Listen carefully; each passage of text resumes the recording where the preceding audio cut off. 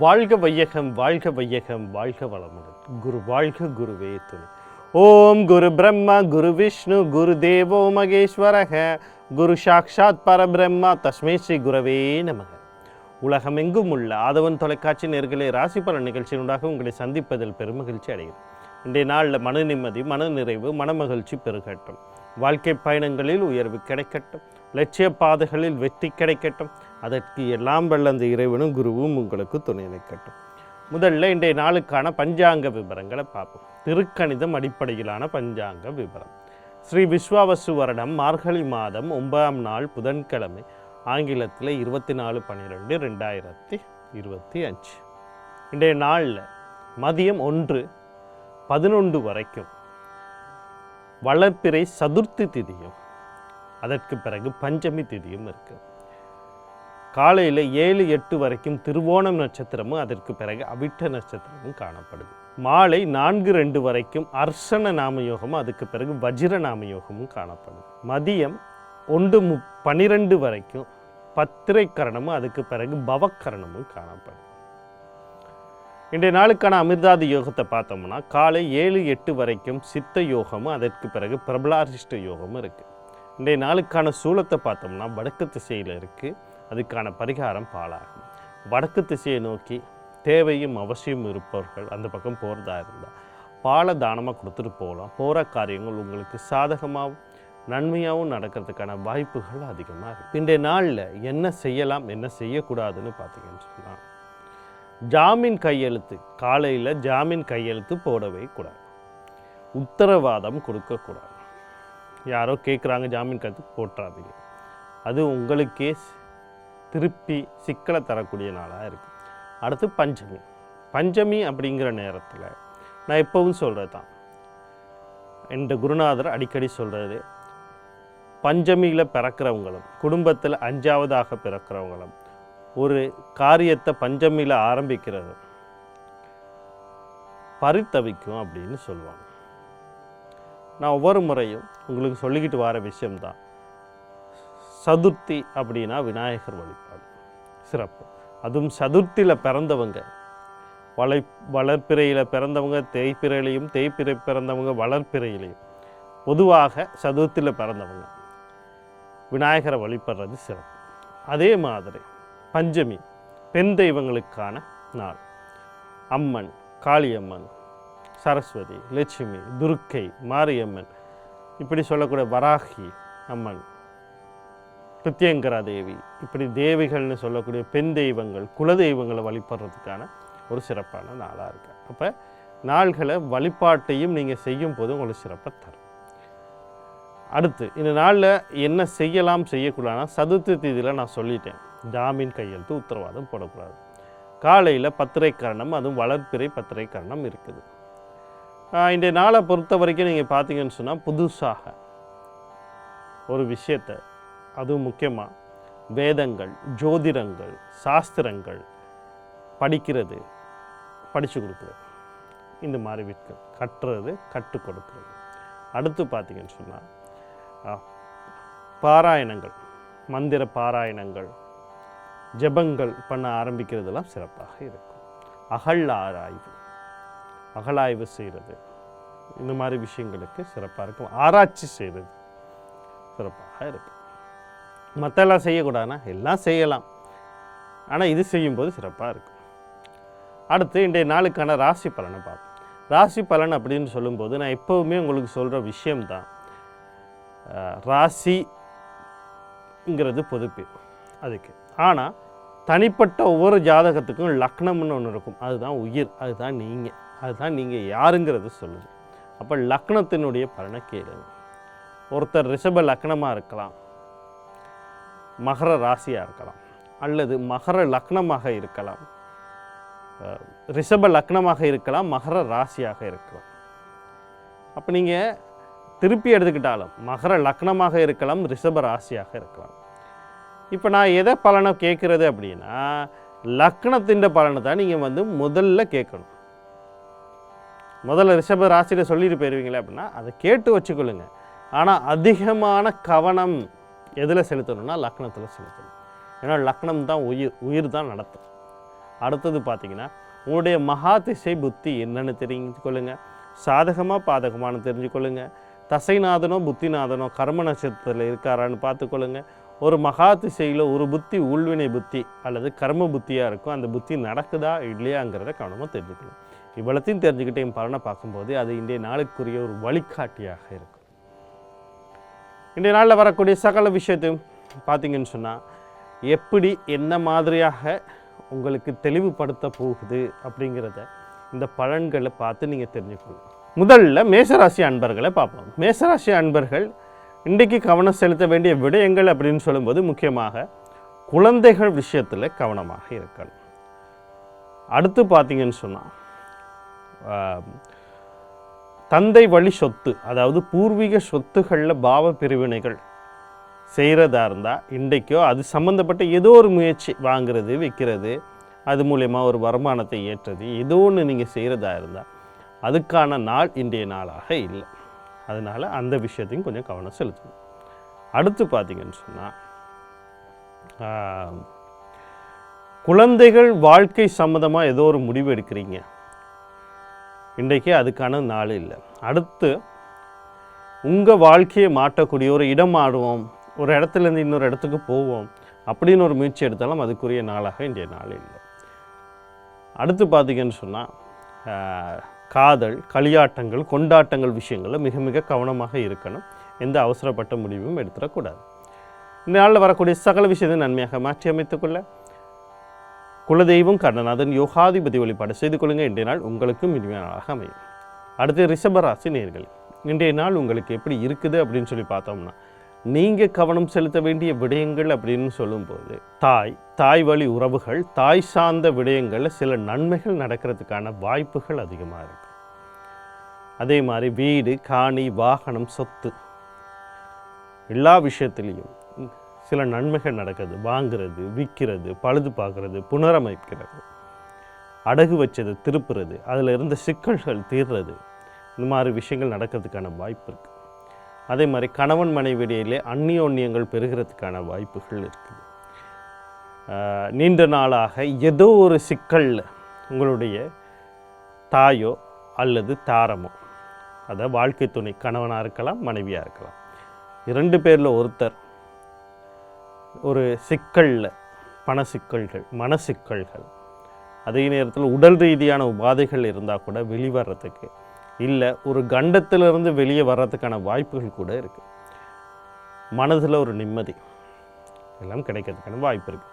நாளில் வரக்கூடிய சகல விஷயத்தை நன்மையாக மாற்றி அமைத்துக்கொள்ள நீங்கள் பெண் தெய்வம்னு சொல்லக்கூடிய துர்க்கை, மாரியம்மன், கர்மாரியம்மன், முத்துமாரியன், அம்பாள் வழிபாடு செய்து கொள்ளுங்கள்.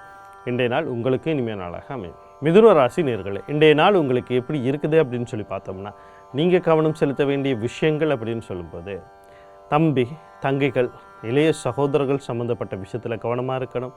அவர்களையும் கவனமாக இருக்கணும். அவர்களுடைய திருமண வாழ்க்கை சம்மந்தப்பட்ட விஷயத்தில் கவனமாக இருக்க சொல்லணும். அடுத்து குழந்தைகள் விஷயத்தில் முயற்சி பண்ணுறதா இருந்தால் கவனமாக இருக்கணும்.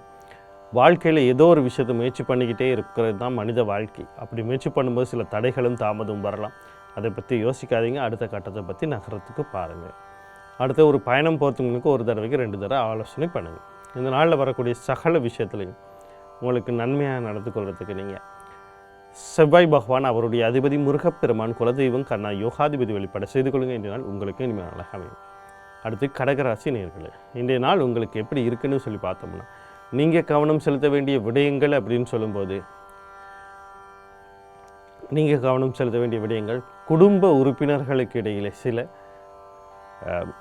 மகிழ்ச்சிகரமான விடயங்கள் நடக்கிறதுக்கு ஆரம்பிக்கும். இப்போ நான் சொல்கிறது உங்களுக்கு மட்டும் இல்லை, உங்கள் குடும்ப உறுப்பினர்களுக்கும். நீண்ட நாளாக ஒரு கடன் பிரச்சனையில் கொடுக்கல் வாங்கல் பிரச்சனையில் இருந்தால் கூட அதுக்கு தீரத்துக்கான வாய்ப்பு. தொழில் தேடிக்கிட்டு இருந்தால் அது கிடைக்கிறதுக்கான வாய்ப்பு.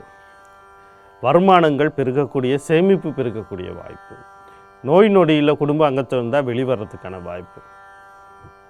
உங்கள் வார்த்தைக்கு ஒரு மதிப்பு கிடைக்கக்கூடிய வாய்ப்பு. அகமத்தில் குடும்பத்தில் மகிழ்ச்சி பெருகக்கூடிய வாய்ப்பு இருக்குது. இந்நாளில் வரக்கூடிய சகல விஷயத்தை நன்மையாக மாற்றி அமைத்துக்கொள்ள நீங்கள் புத பகவான், அவருடைய அதிபதி மகாவிஷ்ணு, குலதெய்வம் கண்ணா யோகாதிபதி வழிபாடு செய்து கொள்ளுங்கள். இன்றைய நாள் உங்களுக்கு இனிமையான நாளாக அமையும். அடுத்து சிம்ம ராசி நேயர்களே, இன்றைய நாள் உங்களுக்கு எப்படி இருக்குது அப்படின்னு சொல்லி பார்த்தோம்னா நீங்கள் கவனம் செலுத்த வேண்டிய விடயங்கள் அப்படின்னு சொல்லும்போது முக்கியமாக நீங்கள் இன்றைக்கி உங்களை பார்த்துக்கிட்டா போதும். நீங்கள் உங்களை குழப்பி, கூட இருக்கவங்களை குழப்பி, முக்கியமாக குழந்தைகள் சம்மந்தப்பட்ட விஷயத்துலையோ, காதல் சம்மந்தப்பட்ட விஷயத்துலையோ, சொத்து சம்மந்தப்பட்டதுலையோ எந்த ஒரு முடிவும் எடுக்காமல் இருந்தால் இன்றைக்கு சிறப்பை தரும். நாளில் வரக்கூடிய சகல விஷயத்தை நன்மையாக மாற்றி அமைத்துக்கொள்ள ராசி அல்லது லக்னாதிபதினு சொல்லக்கூடிய சூரிய பகவான், குலதெய்வம், கண்ணா, யோகாதிபதி வழிபாடு செய்து கொள்ளுங்க. இன்றைய நாள் உங்களுக்கு இனிமையாக அமையும். அடுத்தது கன்னி ராசி நேயர்களே, இன்றைய நாள் உங்களுக்கு எப்படி இருக்குது அப்படின்னு சொல்லி பார்த்தோன்னா, நீங்கள் கவனம் செலுத்த வேண்டிய விடயங்கள் அப்படின்னு சொல்லும்போது, கடல் கடந்து தொடர்போடு ஏதோ ஒரு விஷயத்தை செய்கிறதா இருந்தால், அது உங்களுடைய தாயாக இருக்கலாம், கணவன் மனைவியாக இருக்கலாம், யாரோ ஒருத்தர் வெளிநாட்டில் இருக்கலாம், தொழில் செய்கிறீங்க, கல்வி கற்கிறீங்க, எதாக இருந்தாலும் அந்த விஷயத்தில் கவனமாக இருக்கணும். செலவுகள் செய்கிறதுக்கு முன்னாடி ஒரு தடவைக்கு 2 தடவை ஆலோசனை பண்ணணும். கன்னிராசியில் பிறந்த பெண்கள் கொஞ்சம் கவனமாக இருக்கணும். உடல் உபாதைகள் சம்மந்தப்பட்ட விஷயங்களில் கொஞ்சம் கவனமாக இருக்கணும். அடுத்து மனக்குழப்பங்கள் இருக்கிறதுக்கு வாய்ப்பு இருக்குது. இன்றைய நாளில் வரக்கூடிய சகல விஷயத்தை நன்மையாக மாற்றி அமைத்துக்கொள்ள நீங்கள் சனி பகவான், அவருடைய அதிபதி சிவபெருமான், தர்மசாஸ்தா, குலதெய்வம், கர்ணநாதன், யோகாதிபதி வழிபாடு செய்து கொள்ளுங்கள். இன்றைய நாள் உங்களுக்கு இனிமையாக அமையும். அடுத்து துலா ராசி நேயர்களே, இன்றைய நாள் உங்களுக்கு எப்படி இருக்குது அப்படின்னு சொல்லி பார்த்தோம்னா, நீங்கள் கவனம் செலுத்த வேண்டிய விடயங்கள் அப்படின்னு சொல்லும்போது, வாழ்க்கையில் நிறையா பேருக்கு நிறைய எதிர்பார்ப்புகள் இருக்கும். நிறைய விஷயத்துக்கு முயற்சி பண்ணிக்கிட்டு இருப்பீங்க. உங்கள் முயற்சியெல்லாம் வெற்றி அடையக்கூடிய நாளாகவும், நீங்கள் எதிர்பார்த்தது உங்களை வந்து சேரக்கூடிய நாளாகவும் இருக்குது. பண ரீதியாக, உறவு ரீதியாக, எல்லா ரீதியாக மகிழ்ச்சி அடைகிறது. ஒரு 2வது திருமணத்துக்கு முயற்சி பண்ணிக்கிட்டு இருக்கவங்களுக்கு கூட அதுக்கான வாய்ப்புகள் இருக்குது. இன்றைய நாளில் வரக்கூடிய சகல வாய்ப்புகளையும் சரியாக பயன்படுத்தி கொள்ள நீங்கள் சனி பகவான், அவருடைய அதிபதி சிவபெருமான், தர்மசாஸ்திர, குலதெய்வம், கர்ணநாதன், யோகாதிபதி வழிபாடு செய்து கொள்ளுங்கள். இன்றைய நாள் உங்களுக்கு இனிமேல் நாளாக அமையும். அடுத்து விருச்சிக ராசி நேயர்களே, இப்போ நான் சொல்ல போகிறது உங்களுக்கு மட்டும் இல்லை, நீங்கள் உங்களுடைய தந்தை அல்லது குழந்தைகள், முக்கியமாக ஆண் குழந்தைகளை கவனமாக பார்த்துக்கொள்ளணும். இன்றைய நாளில் அது தொழில் சார்ந்த விஷயமாக இருக்கலாம், உடல் உபாதைகள் சார்ந்த விஷயங்களாக இருக்கலாம், அவங்க வெளியே போயிட்டு வர விஷயங்களாக இருக்கலாம், அவங்க வாழ்க்கை சம்மந்தப்பட்ட ஏதோ ஒரு விஷயமாக இருக்கலாம். எல்லா விஷயத்துலையும் கொஞ்சம் கவனமாக இருக்கணும். இந்த நாளில் வரக்கூடிய சகல விஷயத்தையும் நன்மையாக மாற்றி அமைத்து கொள்றதுக்கு நீங்கள் சனி பகவான், அவருடைய அதிபதி சிவபெருமான், தர்மசாஸ்தா, குலதெய்வம், கர்ணநாதன், யோகாதிபதி வழிபாடு செய்து கொள்ளுங்க. இன்றைய நாள் உங்களுக்கு இனிமையாக நாளாக அமையும். அடுத்து தனுசு ராசி நேயர்களே, இன்றைய நாள் உங்களுக்கு எப்படி இருக்குது அப்படின்னு சொல்லி பார்த்தோம்னா, நீங்கள் கவனம் செலுத்த வேண்டிய விடயங்கள் அப்படின்னு சொல்லும்போது, தந்தை வழி உறவுகள், தந்தை சார்ந்த விஷயங்களில் கவனமாக இருக்கணும். கல்வி சார்ந்த, அதுவும் உயர்கல்வி சார்ந்த விஷயத்தில் எந்த அவசரப்பட்ட முடிவும் எடுக்கக்கூடாது. உங்கள் சம்பந்தப்பட்ட விஷயம், குடும்பம் சம்பந்தப்பட்ட விஷயம், உங்களுடையது அப்படின்னு சம்பந்தப்பட்ட எந்த ஒரு விஷயத்தில் எந்த ஒரு முடிவும் எடுக்கிறதா இருந்தால் அதுக்குரிய நாள் இன்றைய நாள் இல்லை. இன்றைய நாளில் அமைதியும் பொறுமையும் காக்கிறது நன்மையை தரும். இந்த நாளில் வரக்கூடிய சகல விஷயத்தை நன்மையாக மாற்றி அமைத்துக்கள் சூரிய பகவான், குலதெய்வம், கர்ணநாதன், யோகாதிபதி வழிபாடு செய்து கொள்ளுங்கள். இன்றைய நாள் உங்களுக்கு இனிமேலாக அமையும். மகர ராசி நேயர்களே, இன்றைய நாள் உங்களுக்கு எப்படி இருக்குது அப்படின்னு சொல்லி பார்த்தோம்னா, நீங்கள் கவனம் செலுத்த வேண்டிய விடயங்கள் அப்படின்னு சொல்லும்போது, முக்கியமாக வாழ்க்கை சம்பந்தப்பட்ட விஷயங்களில் எது சம்பந்தப்பட்ட விஷயமாக இருந்தாலும் இன்றைக்கி உங்களுக்கு ஒரு சில நன்மைகள் நடக்கும். அதாவது தலைக்கு வந்தது தலைப்பாகையோடு போகுது அப்படின்னு சொல்கிறது கேள்விப்பட்டிருப்பீங்க. அப்படிமான விஷயங்கள் இன்றைக்கி நடக்கிறதுக்கான வாய்ப்புகள் இருக்குது. சில வெற்றிகள் தேடி வரும், செலவுகள் கட்டுப்படும். ஒரு பெருசாக ஒன்று நீங்கள் இழக்க வேண்டியது ஒரு சின்னதாக இழந்துட்டு அதிலிருந்து நீங்கள் மீளக்கூடியது மாதிரி இருக்கும். அதாவது ஒரு காலே உடஞ்சி படுக்கையாக பெட் ரெஸ்ட்டில் இருக்கக்கூடிய சூழ்நிலை இருந்தால் கூட, ஒரு அடிபட்டு பெண்டேஜில் போட்டு 2 நாளில் திருப்பி உங்கள் வேலையை பார்க்கக்கூடிய ஒரு நேரம் கூட சொல்லலாம். வெளிநாட்டு பயணங்கள் கைகூடத்துக்கான வாய்ப்பு, வெளிநாட்டிலிருந்து சில வருமானங்கள், முதலீட்டாக ஏதோ ஒரு நன்மை நடக்கிறதுக்கான வாய்ப்பு, இப்படி பல வாய்ப்புகள் இன்றைக்கு நாளில் இருக்குது. அந்த வாய்ப்புகளை சரியாக பயன்படுத்தி கொள்ள நீங்கள் ஆஞ்சநேயர், குலதெய்வம், கர்ணநாதன், யோகாதிபதி வழிபாடு செய்து கொள்ளுங்கள். இன்றைய நாள் உங்களுக்கு இனிமையான நாளாக அமையும். அடுத்து கும்பராசி நேயர்களே, இன்றைய நாள் உங்களுக்கு எப்படி இருக்குது அப்படின்னு சொல்லி பார்த்தோம்னா, நீங்கள் கவனம் செலுத்த வேண்டிய விடயங்கள் அப்படின்னு சொல்லும்போது, திருமணத்துக்கு வரன் தேடுபவர்கள், திருமண பேச்சுவார்த்தையில் இருப்பவர்கள் எந்த ஒரு முடிவும் எடுக்கக்கூடாது. அதே மாதிரி பார்த்திங்கன்னு சொன்னால், குடும்ப வாழ்க்கை சம்மந்தப்பட்ட எந்த ஒரு முடிவு எடுக்கக்கூடாது. கணவன் மனைவி இடையிலே கருத்து வேறுபாடுகள், முரண்பாடுகள் வரும், அதை பற்றி பேசி பெருசாகக்கூடாது. 2வது திருமணத்துக்கு முயற்சி பண்ணுறவங்க கூட அமைதியாக இருக்கணும். நண்பர்கள், உறவினர்கள், பங்குதாரர்கள், வாடிக்கையாளர்கள் கூட வேலை செய்வர்கள், உறவினர்கள் இவங்க விஷயங்கள்லாம் கவனமாக இருக்கணும். நாளில் வரக்கூடிய சகல விஷயத்தை நன்மையாக மாற்றி அமைத்துக்கொள்ள நீங்கள் மகாலட்சுமி குலதெய்வம் கருணாநாதன் யோகாதிபதி வழிபாடு செய்து கொள்ளுங்கள். இன்றைய நாள் உங்களுக்கு இனிமையான அழகாக. அடுத்து மீன ராசி நேயர்களே, இன்றைய நாள் உங்களுக்கு எப்படி இருக்குன்னா, கடன் கொடுக்கல் வாங்கல் விஷயத்தில் கவனமாக இருக்கணும். தொழில் சம்பந்தப்பட்ட ரீதியில் எந்த ஒரு மாற்றத்தையோ எந்த ஒரு முடிவையும் எடுக்கக்கூடாது. அடுத்து பார்த்திங்கன்னு சொன்னால் தொழில் விஷயங்களில் கவனமாக இருக்கணும். உடல் உபாதைகள் சம்பந்தப்பட்ட விஷயத்தில் ஏதாவது ஒரு தென்பட்டால் உடனடியாக வைத்திய சிகிச்சை நாடுங்கள். எதிரிகள் தொல்லைகள், உங்களுடைய தொழிலுக்கு எதிராக செயற்படக்கூடிய ஆட்கள் இருப்பாங்க, அவங்க விஷயத்தில் கவனமாக இருக்கும்.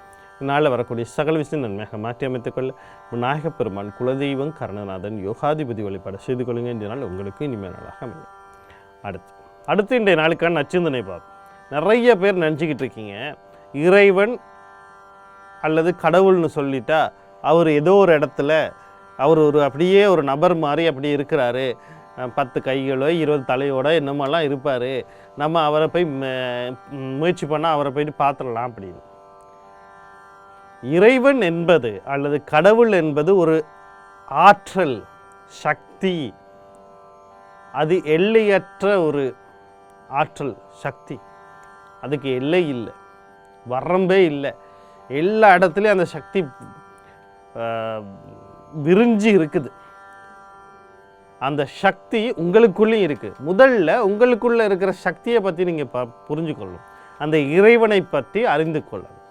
அப்போ என்னைக்கு அதை அறிஞ்சிட்டீங்க, அதை புரிஞ்சுக்கிட்டீங்க, அதை உணர ஆரம்பிச்சிட்டீங்க, அதோட உங்களுக்கு ஒன்றிச்சு இருக்க முடியும். அப்படின்னா அந்த இருக்க முடியும்னா அப்போ வெளியில் இருக்கிற அந்த ஆற்றலையும் சக்தியையும் இறைவனையும் நீங்கள் புரிஞ்சு கொள்ள முடியும். அப்படி நீங்கள் புரிஞ்சுக்கொள்ள உணர்ந்து கொள்ள ஆரம்பிச்சிட்டிங்கன்னா இந்த பிரபஞ்சத்தில் என்ன நடந்தாலும் உங்களுக்கு அறிவுக்கு எட்டாமல் இருக்காது. ஏன்னா இறைவனை புரிஞ்சுக்கிட்டீங்க, இறைவனோட தெளிவாக இருக்கிறீங்க, இறைவனோட சகல விதத்தில் அந்த நெட்வொர்க் அப்படின்னு சொல்லுவாங்க ஆங்கிலத்தில், இணையதளங்களில் நெட்வொர்க் அப்படின்னு சொல்லுவாங்க. அப்போ இது மாதிரி வளையல், அதாவது சிலந்தி வளையல் போகிற எல்லா விதத்துலேயும் நம்ம நம்மளை தொடர்பு படுத்தி வச்சுருப்போம், மையத்தோடு தொடர்பு படுத்தியிருக்கோம். சிலந்தி வலையை பார்த்திங்கன்னு சொன்னால் மையத்தில் நோக்கி எல்லாமே வர்றது போல தான் இருக்குது. அது மாதிரி எல்லாத்தோடையும் நம்ம தொடர்பில் இருக்கிறோம். ஒரு மனிதனாக இருக்கலாம், விலங்காக இருக்கலாம், உயிரினமாக இருக்கலாம், கோள்களாக இருக்கலாம், நட்சத்திரமாக இருக்கலாம். ஏன்னா இறைவன் எல்லாத்துலேயும் இருக்கார். அப்போ இறைவனோட தொடர்பு வச்சுருந்தேன். அப்போ முதல்ல அது ஆற்றல், ஒரு சக்திங்கிற புரிஞ்சுக்கொள்ளுங்க. குறிப்பிட்ட உருவத்துக்குள்ளேயோ வரையறை செய்ய வேண்டாம். அந்த ஆற்றலோடு இணையறதுக்கான வழியை தெரியும். மீண்டும் நாளை ராசி பலன் நிகழ்ச்சியினூடாக உங்களை சந்திக்கிறேன். நன்றி, வணக்கம், வாழ்க வணக்கம்.